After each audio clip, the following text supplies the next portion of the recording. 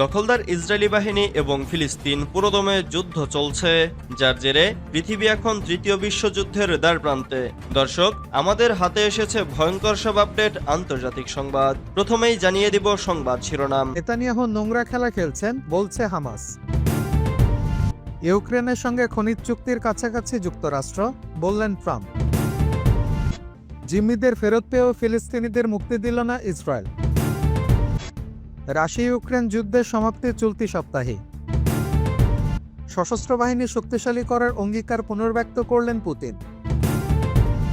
এবং ভারতের সুড়ঙ্গে আটকে পড়াদের জীবন অনিশ্চিত। কাজের হিসাব না দিলে মার্কিন সরকারি কর্মকর্তাদের বরখাস্তের হুঁশিয়ারি মাস্কের। নেতানিয়াহু নোংরা খেলা খেলছেন বলছে হামাস। গাজা যুদ্ধবিরতি চুক্তি ভণ্ডুল করতে নেতানিয়াহু নোংরা খেলা খেলছেন বলে মন্তব্য করেছে ফিলিস্তিনের স্বাধীনতাকামী গোষ্ঠী হামাস। গোষ্ঠীটির অভিযোগ, ইসরায়েল সরকার চলমান যুদ্ধবিরতি চুক্তির দ্বিতীয় ধাপ নিয়ে আলোচনায় যুক্ত হচ্ছে না, যা আগামী 1 মার্চে শেষ হওয়ার কথা।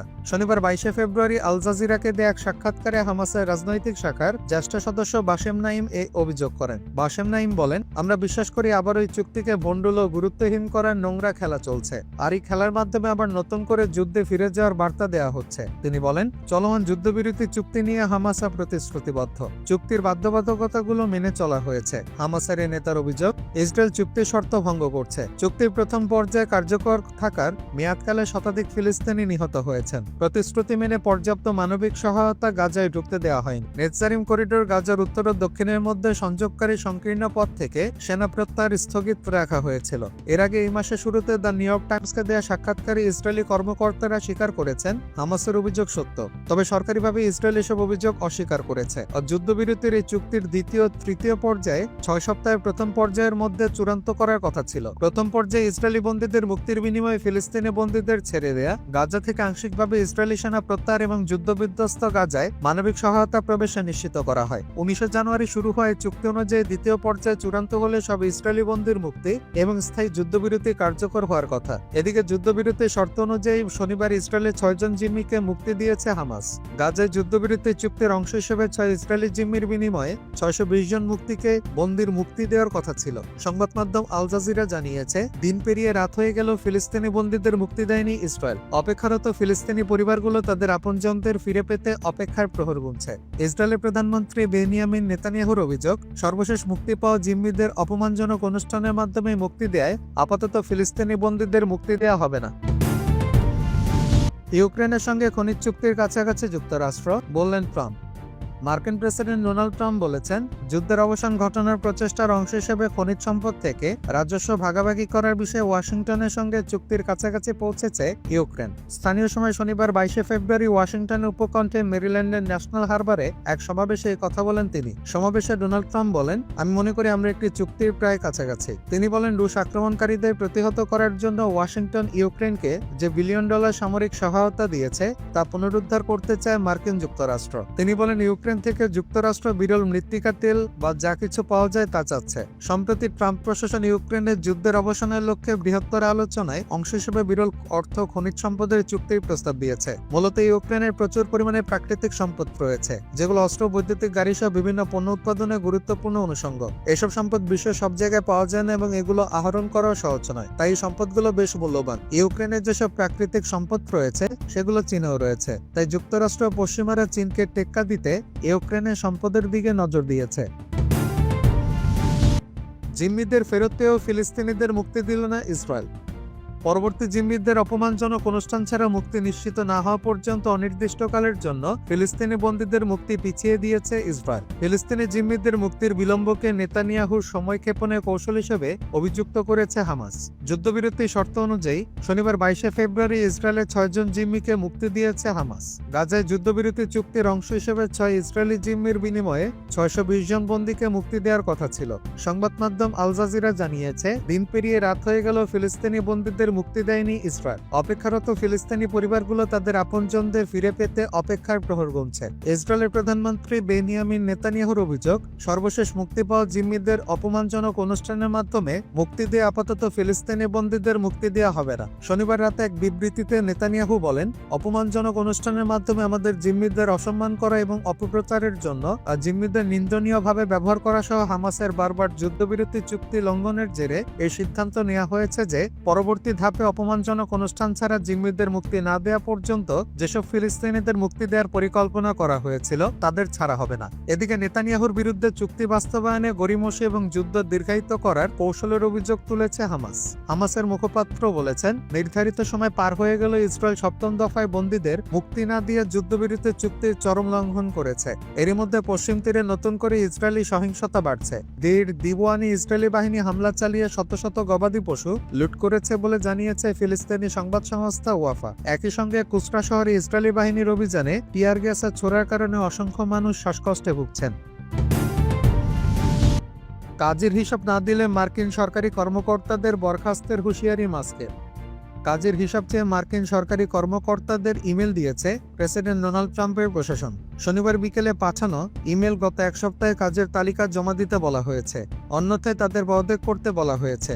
এটি সরকারি কর্মকর্তাদের লক্ষ্য করে ট্রাম্প প্রশাসনের সর্বশেষ চাপ। এই খবর দিয়েছে অনলাইন বিবিসি। এতে বলা হয়, সরকারি কর্মকর্তাদের ওই মেলটি পাঠানোর আগে এক্সের এক বার্তায় ট্রাম্পের ঘনিষ্ঠ রাজনৈতিক সহযোগী ধনকুবের ইলন মাস্ক বলেছেন, খুব শীঘ্রই গত সপ্তাহে কি করেছেন তা দেওয়ার জন্য একটি ইমেল পাবেন। যারা উত্তর দিতে ব্যর্থ হবেন তাদের বরখাস্ত করা হবে বলে হুঁশিয়ারি করেছেন মাস্ক। ইতোমধ্যে বিশ্ববাসী জেনে গেছে যে ট্রাম্প প্রশাসন আসার পর মার্কিন সরকারি তহবিল পুনর্গঠনের নেতৃত্ব দিচ্ছেন মাস্ক। তিনি সহায়তা তহবিল সংকুচিত এবং ফেডারেল কর্মীদের ছাঁটায়ে বেশ আগ্রাসী ভূমিকা অবতীর্ণ হয়েছেন। কনজারভেটিভ পলিটিক্যাল অ্যাকশন কনফারেন্সে সিপিএস এর ট্রাম্পের বক্তৃতার পরপরই কর্মকর্তাদের গত সপ্তাহের কাজের হিসাব চেয়ে ইমেল দেওয়া হয়েছে বলে উল্লেখ করেছে বিবিসি। ওই বার্তার মূল বিষয় হচ্ছে গত সপ্তাহে কর্মকর্তারা কি করেছেন তার হিসাব যাচাই করা। ইমেলের সত্যতা নিশ্চিত করেছে যুক্তরাষ্ট্রের federal government human resource agency.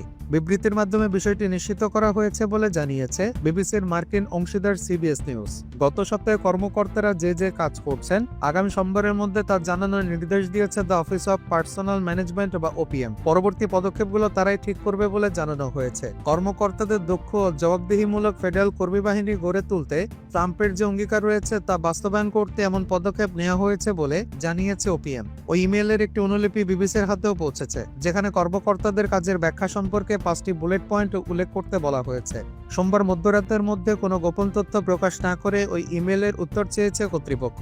তবে কেউ যদি উত্তর দিতে ব্যর্থ হয় তাহলে তাকে তাৎক্ষণিকভাবে বরখাস্ত করা হবে কিনা সে বিষয়টি উল্লেখ করা হয়নি। সরকারি কর্মকর্তাদের এভাবে ইমেল দেওয়ায় তীব্র নিন্দা জানিয়েছে the American federation of government employees নামক সংস্থা।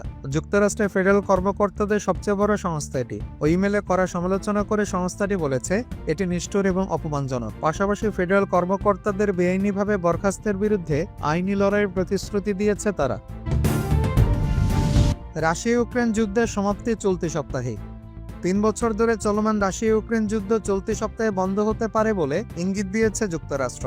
স্থানীয় সময় শনিবার 22শে ফেব্রুয়ারি হোয়াইট হাউসের প্রেস সচিব ক্যারোলিন লেভিটে সাংবাদিকদের কথা জানান। 2022 সালের 24শে ফেব্রুয়ারি স্থানীয় সময় রাতে ইউক্রেনে সামরিক অভিযান শুরু করে রাশিয়া।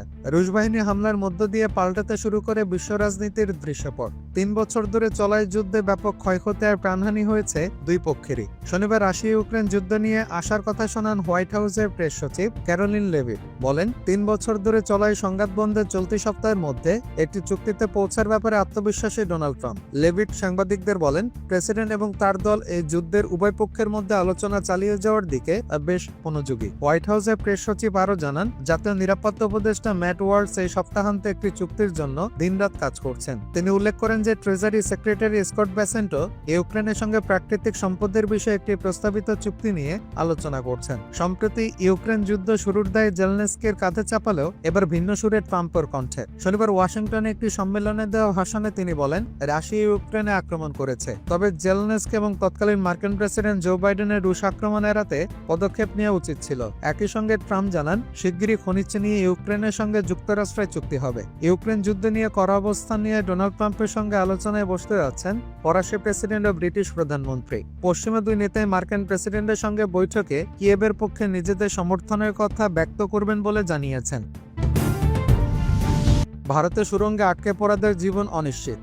ভারতের তেলেঙ্গানা রাজ্যের নাগার কুর্নুল জেলায় একটি নির্মাণাধীন সুড়ঙ্গে আটকে পড়া 8 শ্রমিকের জীবন এখন অনিশ্চিত হয়ে পড়েছে। শনিবার 23শে ফেব্রুয়ারি পর্যন্ত তাদের উদ্ধার করতে সম্ভব হয়নি, যা তাদের ভাগ্যকে আরো অনিশ্চিত করে তুলেছে। শ্রীশৈলম লেফট ক্যানেল বা এসএলবিসি প্রকল্পের এক অংশ হঠাৎ ধসে পড়লে সেখানে কাজ করা প্রায় 50 জন শ্রমিকের মধ্যে 8 জন আটকে পড়েন। বাকিরা বের হয়ে আসতে বলে 8 জন ভিতরে আটকা আছে। তাদের মধ্যে 2 জন প্রকৌশলী, 2 জন কারিগর কর্মী ও 4 জন শ্রমিক রয়েছেন। উদ্ধারকারীরা জানিয়েছে ধসে পড়া অংশটি দুর্গম হয়ে তাদের উদ্ধার কাজ বাধাগ্রস্ত হয়েছে। এ কারণে নতুন পথ তৈরি করে শ্রমিকদের কাছে পৌঁছানোর চেষ্টা চলছে। তবে উদ্ধার অভিযান এখনো সফল হয়নি এবং আটকে পড়া শ্রমিকদের ভাগ্য অনিশ্চিত। সশস্ত্র বাহিনী শক্তিশালী করার অঙ্গীকার পুনর্ব্যক্ত করলেন পুতিন। রুশ প্রেসিডেন্ট ভ্লাদিমির পুতিন বলেছেন, ইউক্রেনে তার দেশের সেনারা নিজেদের জীবনের ঝুঁকি নিয়ে রাশিয়ার ভবিষ্যৎ এবং জাতীয় স্বার্থ রক্ষায় লড়াই করছে। কিয়েভের বিরুদ্ধে মস্কোর অভিযানের 3য় বার্ষিকীর প্রাক্কালে রবিবার এক ভিডিও বার্তায় তিনি এই মন্তব্য করেন। বক্তব্যে রুশ সেনাবাহিনীকে আরও শক্তিশালী করার অঙ্গীকার ব্যক্ত করেন পুতিন। ক্রেমলিন থেকে প্রকাশিত ভিডিও বার্তায় পুতিন বলেন, আজ তারা অসীম সাহসিকতার সঙ্গে মাতৃভূমির জাতীয় স্বার্থ এবং রাশিয়ার ভবিষ্যৎ রক্ষায় লড়াই করছে।